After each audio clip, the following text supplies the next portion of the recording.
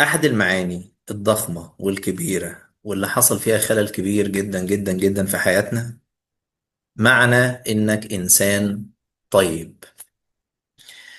دايما هنسمع ورا كلمة إنك إنسان طيب الشخص اللي بيتظلم، الشخص اللي إحنا ناس تيجي عليه بياخدش حقه. ليه يا عمي بيحصل لك كده؟ عشان أنا طيب. أصل أنا عشان طيب بيضحك عليا، عشان أنا طيب بيجرى لي كده، عشان أنا طيب عشان أنا طيب. فمعنى الطيبة ووعي الطيبة نفسه تم تحميله بمفاهيم وبمعاني، وكأن من السوء أن تكون إنسان طيب. فإذا أردت أن تكون طيب فلتنتظر المصايب تحصل في حياتك. ولكن هل ده المعنى الأوريجينال؟ هل ده فعلا معنى إن الشخص يكون طيب إنه يبدأ يدخل في سلسلة من المعاناة والتحديات والظلم والقهر في حياته علشان هو طيب؟ إذا علشان آخد حقي لازم أبقى إنسان ظالم، لازم أبقى إنسان شرير، لازم أغير مبادئي، لازم دايما. وخلي بالكم الكلام ده يا جماعة، لأن إحنا عندنا وعي جمعي كبير كبير كبير حصل في الميديا وفي حاجات كتيرة شفناها في حياتنا. ما أصل ما بياخدش حقه غير الشخص اللي صوته مش عارف عامل ازاي، اللي بيستخدم طريقة عاملة ازاي، اللي بيسوي ايه. لكن الطيب هو اللي بيضحك عليه، والطيب في الزمان ده يا عيني بيقولوا عليه ضعيف. اوكي، طيب، هل ده معنى صحيح؟ هل ده معنى متزن؟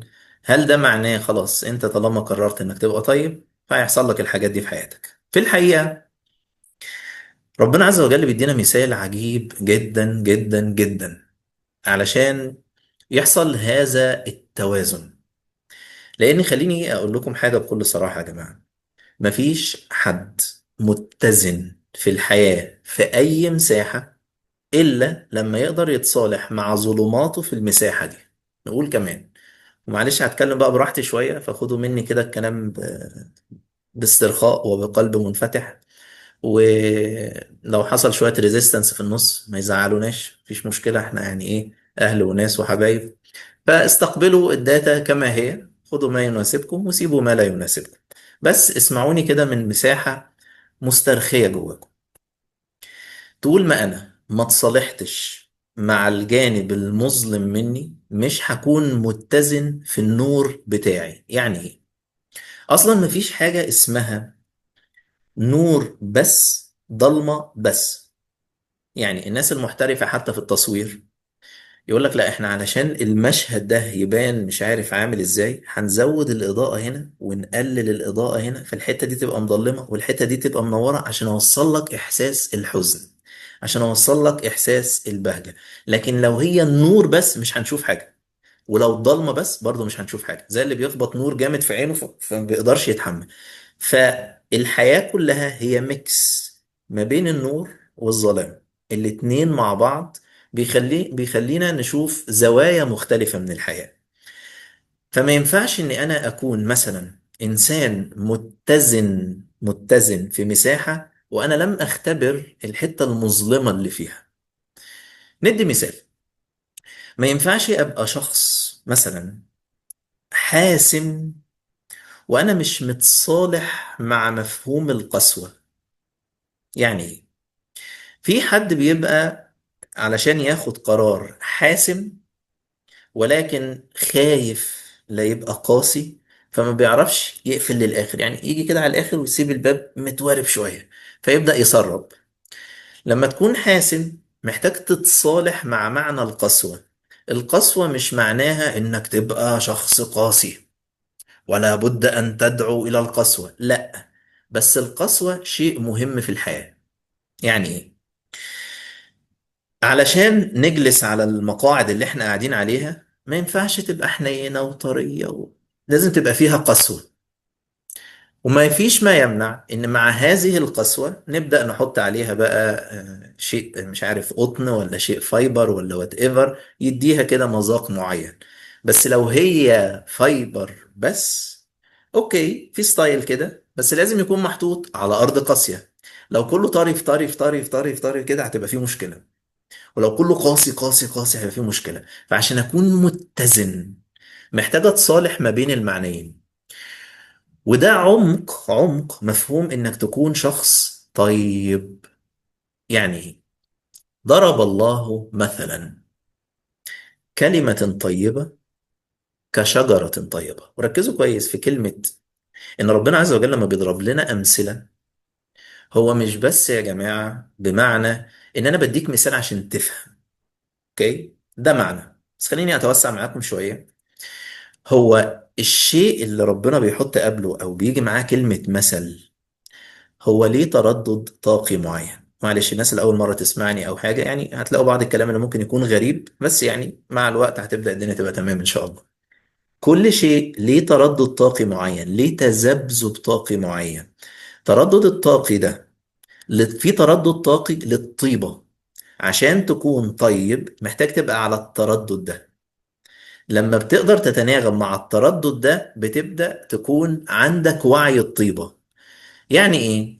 فمثلهم كمثل الكلب، مثلهم كمثل الذي استوقد نارا، مش معناها بس مثال عشان اوضح لك الصورة، لا، المشهد ده، اللقطة دي ليها تردد طاقي معين.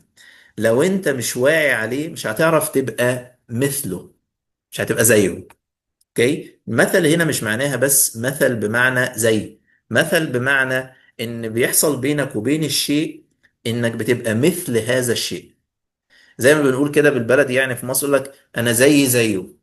احنا الاتنين في نفس البوزيشن، احنا الاتنين في نفس الدرجة، فاحنا على نفس التردد الطاقي. ضرب الله مثلا، في هنا تردد معين سيتم الحديث عنه. كلمة طيبة كشجرة طيبة. ايوه بقى، يعني ايه شجرة طيبة دي؟ يعني إيه عشان نفهم؟ اصلها ثابت وفرعها في السماء، تؤتي اكلها كل حين باذن ربها. يعني ايه؟ انت بتبقى شايف الجانب النوراني من الشجرة اللي هو فوق السطح. انت شايف انها شجرة وجميلة وبتطلع الثمار وقد ايه بتفيد البشر وقد ايه رائعة. بس الشجرة دي لو ملهاش جذور متصالحة معاها في الظلمات هتبقى خبيثة.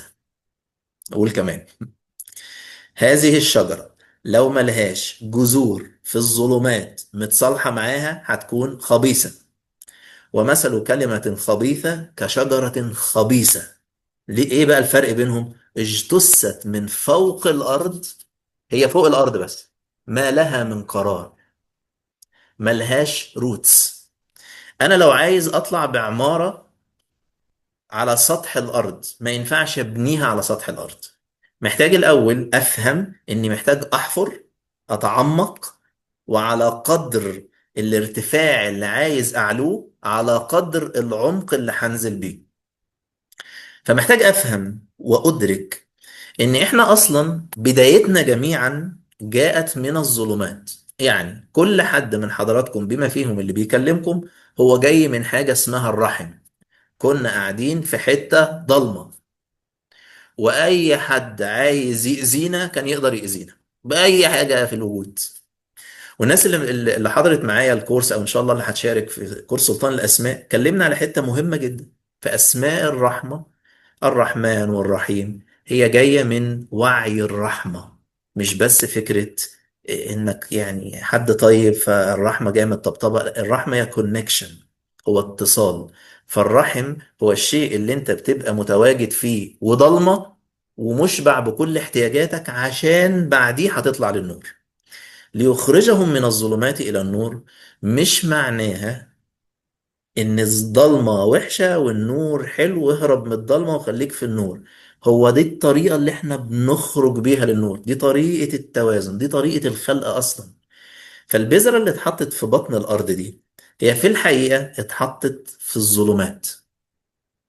وبعدين ما جاتش قالت ليه بقى هتسيبوني في الضلمة، حرام عليكم، انا برفض الظلمات، الظلمات وحشة. هي بدأت محطوط جوه السوفت وير ان دي البداية، انك ممكن تكون في تحديات، ممكن تكون في مساحة مظلمة في حياتك. مش معنى انك هتطلع للنور انك رافض الحتة دي، بالعكس، انت بتتجذر في الحتة دي، بتتصالح مع الحتة دي، بيبقى عندك وعي بالحتة دي علشان تبدأ تشق طريقك في النور. بس مش اللحظه اللي هتشق فيها طريقك في النور تقول انا ماليش دعوه بالظلمات، انا ماليش دعوه بالشادوز اللي جوايا، انا ماليش دعوه بالحتت المظلمه جوايا، انا ماليش دعوه بالصدمات اللي حصلت لي، انا ماليش دعوه بالعيله دي، انا ماليش دعوه بالجنسيه دي، انا ماليش دعوه. هي مش كده.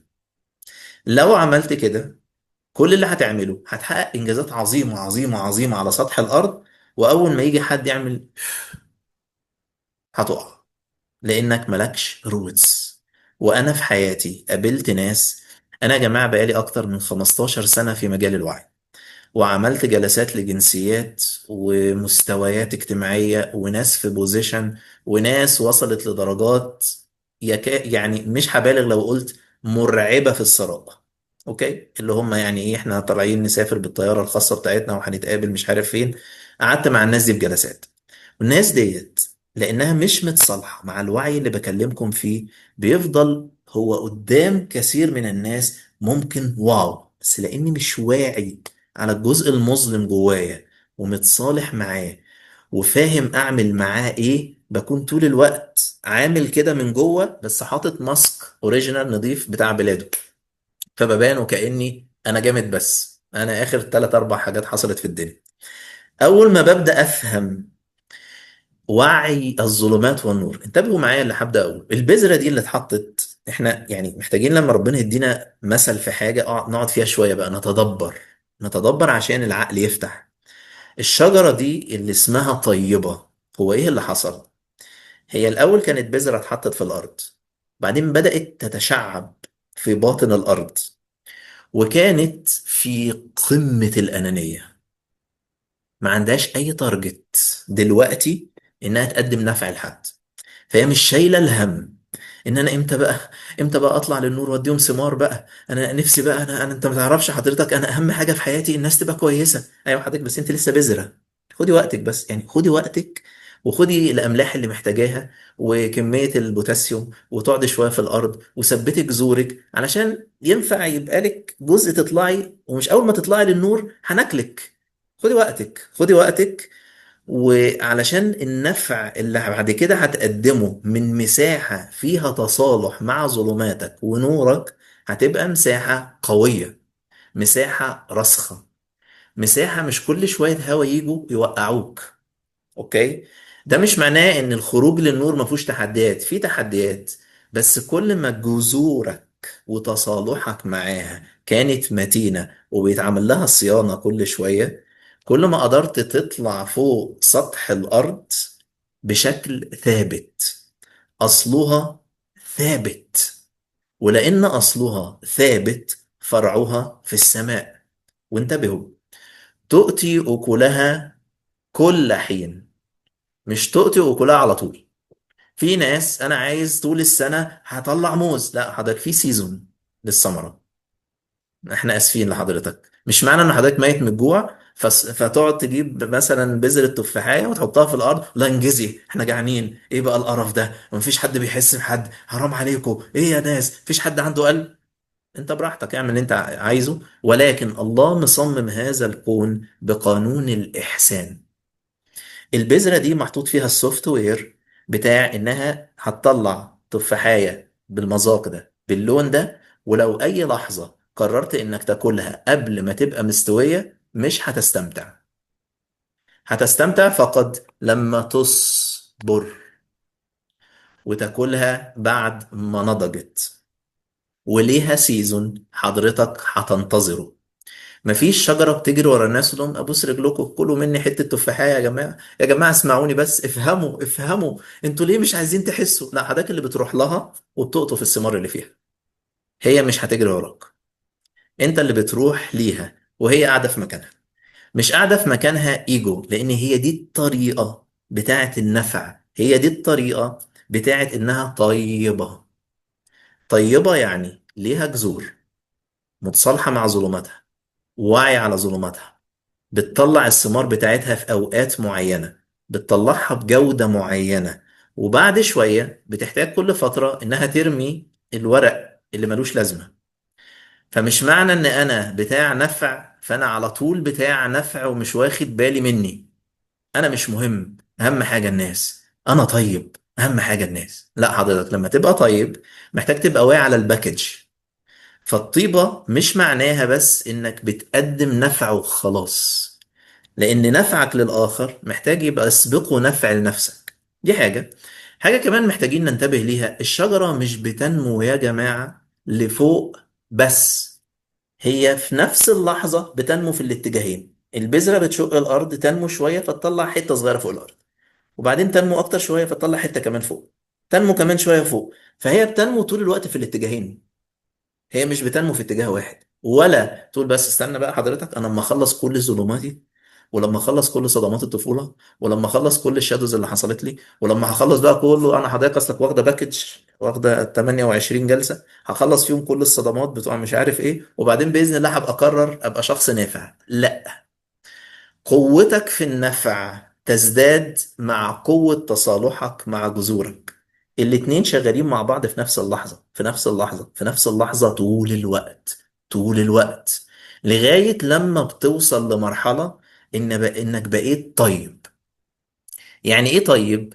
يعني فهمت اللعبة، بقيت شجرة راسخة، ثابتة، أصيلة، بقالها 30 و40 و100 و200 و300 سنة شغالة بنفس السيكونس، جذورها ثابتة، بتطلع ثمار كل فترة، ومحتاجة طول الوقت رعاية لظلماتها عشان تثمر في النور.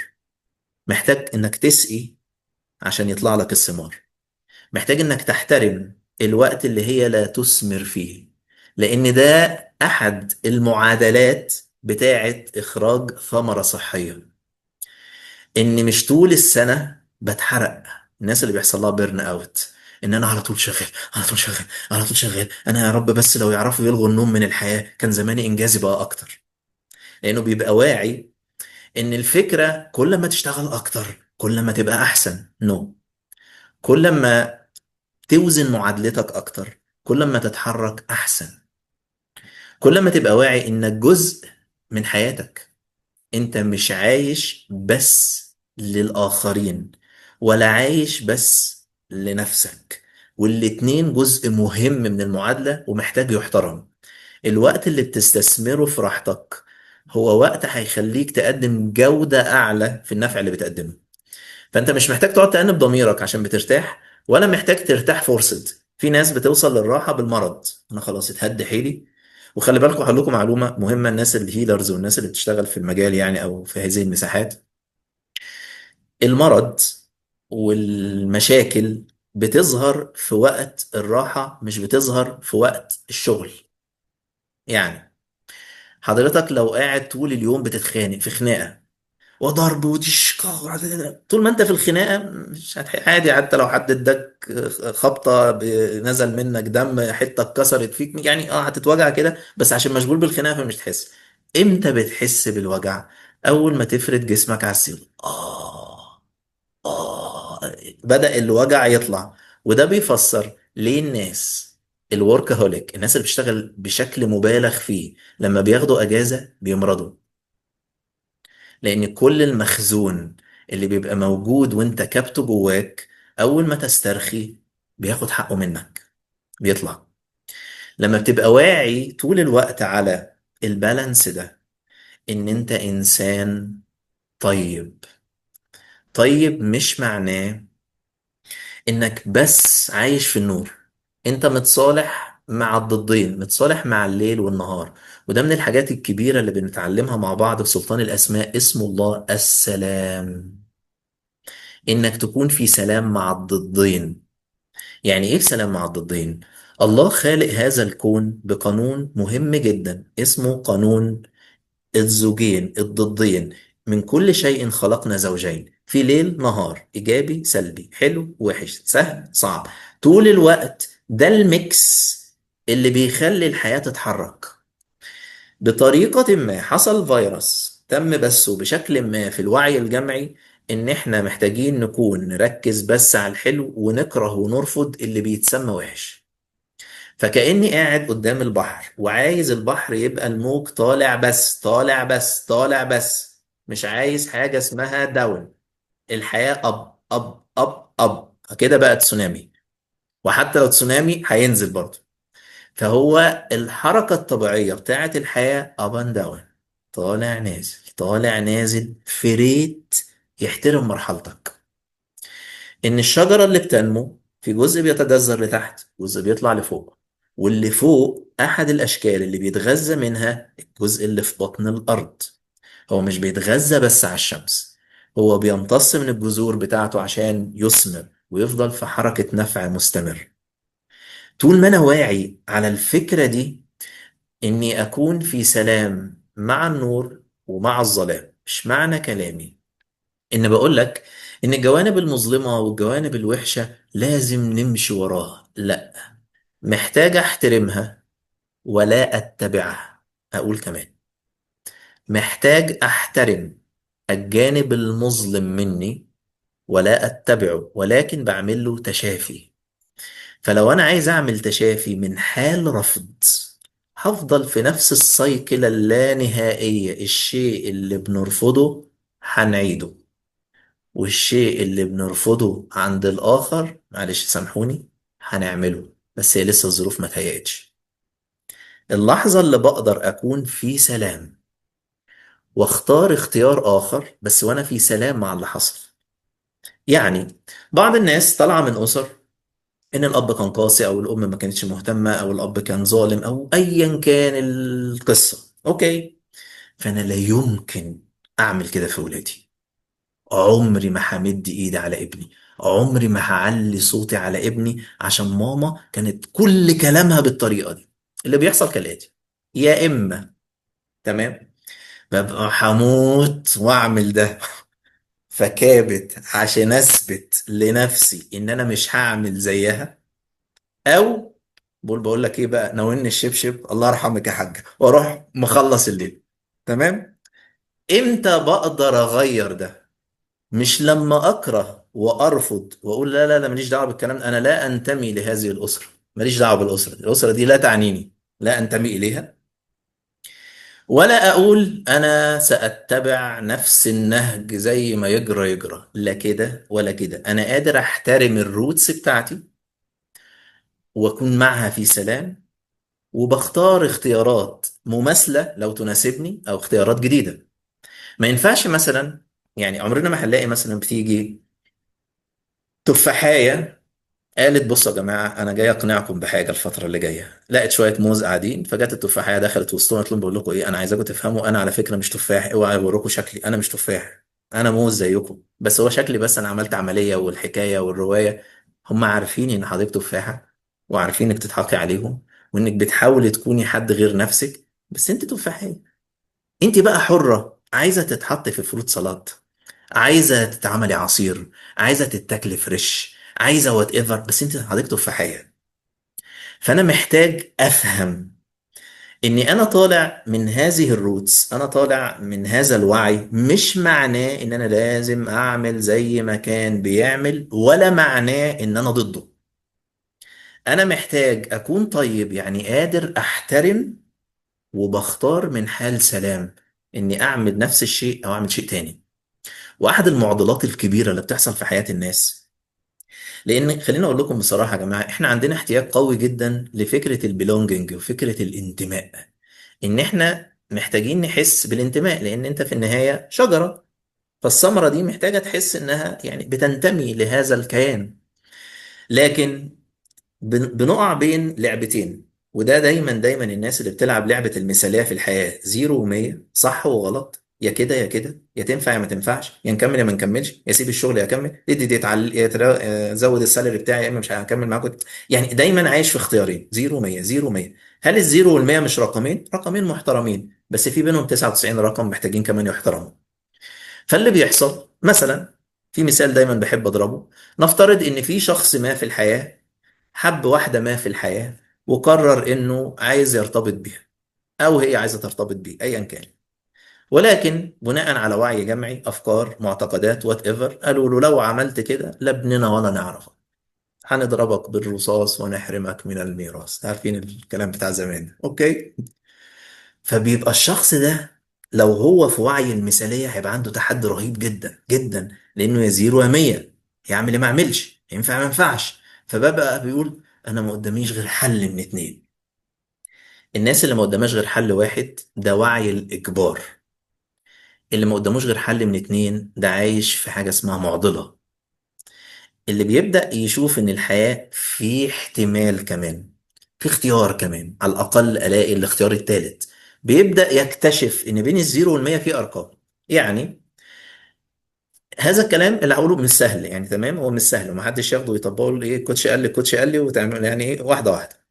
فإني أقدر أحترم انتمائي لهذه الأسرة وأختار ما يناسبني وأتحمل من حال سلام التبعات، ده وعي مش بسيط. ده محتاج حد بقاله فترة شغال على نفسه، واعي على نفسه، بيطور في نفسه. ليه بقول الكلام ده؟ لأن حتى في بداية مثلا ظهور الإسلام، لما جاء سيدنا محمد وبدأ يدعو الناس إلى الإسلام، يعني والقصص اللي احنا عارفينها، فاللي حصل ان كان في ناس اهاليهم بيزعلوا منهم ويقولوا لهم مش مالناش دعوه بيكم. فلا كان بيقول لهم بقول لكم ايه، ده كلام ربنا فككم، بلا اهلك بلا بتاع، اسمع كلام ربنا فكك منهم. ولا كان بيقول له لا خلاص بقى، طالما اهلك زعلانين اسمع كلامهم. لا دي ولا دي. حافظ على الكونكشن دول، الروتس بتاعتك. انت مهم انك تحافظ على الكونكشن. بس المعضله فين؟ المعضله ان انا ما حدش دربنا او ما تعلمناش كتير وعي ان ازاي اقدر احس مشاعري واسمح للاخر يحس مشاعره. فانا مسؤول عن التعامل ولست مسؤول عن المشاعر. احترم المشاعر لكن مش مسؤول عنها. فانا قادر احترم ان حضرتك زعلان، بس انا مش مسؤول ان انت زعلان. طبعا ما تاخدوش الكلام بتاعي في سكيل كبير، وواحد بيقول لك خلاص بس كوتش قال لنا كده انا هتجوز البت دي ولا والعيله ولا يعني. اسمع من حته مسترخيه جواك، وابدأ افهم ان الدنيا مش زي ما انت شايفها زيرو ومية، نور وظلام. هي ميكس. ازاي تعرف تكون موصول بالجانب المظلم اللي جواك، تحترمه وتبدأ تطوره؟ وازاي تبدأ تتدرج في الوعي بالتدريج بالتدريج؟ واحد تجليات يا جماعة اسمه الله اللطيف في الحياة. لان احنا برضو يعني بنبقى من حال طفولي شوية، عايزين الدنيا تبقى حلوه، عايزين الدنيا تبقى تمام وكل حاجه بسرعه. خلاص طب ما انا عرفت، طب ما يلا نطبق، يلا بالراحه بالراحه بالراحه. كل شيء الله عز وجل خلقه في الكون، كل وعي وراه وعي نور. هو قادر يحترم وعي التدرج، وعي التدرج، وعي التدرج. والسماء بنيناها بأيد وإنا لموسعون. ما كان قادر ربنا يخلق الكون دي الأبعاد بتاعته خلصنا، ده الوسع اللي مطلوب. طول الوقت الدنيا بتتسع. كل واحد من حضراتكم بيسمعني دلوقتي السن اللي وصل له ما وصلوش في ساعة، هو بقاله سنين عشان يوصل للسن ده. فاحنا ما قررناش، ومش مش لما يجي مثلا الطفل يقول انا بقى عايز اكبر يا ماما وابقى زي، خلاص يا دوس كبر. محتاج احترم وعي التدرج، لان في حاجات بتحصل في التدرج. اللي عايز كل حاجة بسرعة بسرعة بسرعة بسرعة بسرعة ما بيعيش. ما بيعيش مش قصدي معناه انه بيموت، ما بيعرفش يعيش. وات ايفر انا بعمل ايه. حتى الناس اللي بدأت تدخل مثلا مساحات الوعي، انا لازم احرر الصدمات دي ولازم اخلص الحتة دي ولازم اوصل يا سيدي ماشي، وانت بتظبط عيش. وازن.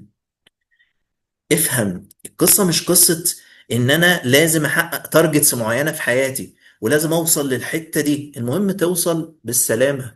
في ناس وصلت ورجعت لنقطة الصفر، ساعات بالماينس. هي مش يعني مش بالطريقة دي. اني اقدر افهم ان اكون من المحسنين. يعني ايه من المحسنين؟ يعني كل شوية بعمل حاجة احسن شوية، وبعدين احسن شويه، بتحرك من سعتي. استنى شويه في الحته دي، الحمد لله انتقلت من الزيرو ل 10%. خد نفسك واستمتع واحتفل وافرح. وبعدين ابدا من 10. مش لازم تروح انط من زيرو ل 100 وبعدين اعمل خناقه ولا اعمل مشكله وادمر الدنيا وارجع للزيرو تاني وافضل اقول انا كل شويه اما ابدا حاجه بعيدها من الاول، كل لما ابدا حاجه لاني انا مش واعي على الاتساع المتدرج. مش واعي على إن الشجرة الطيبة بتؤتي ثمارها كل حين، وفي وقت بتسترخي، وفي وقت بترمي الورق اللي أصبح غير مناسب عشان تطلع السيزون الجديد، وهكذا. طول الوقت أنا في هذا الوعي.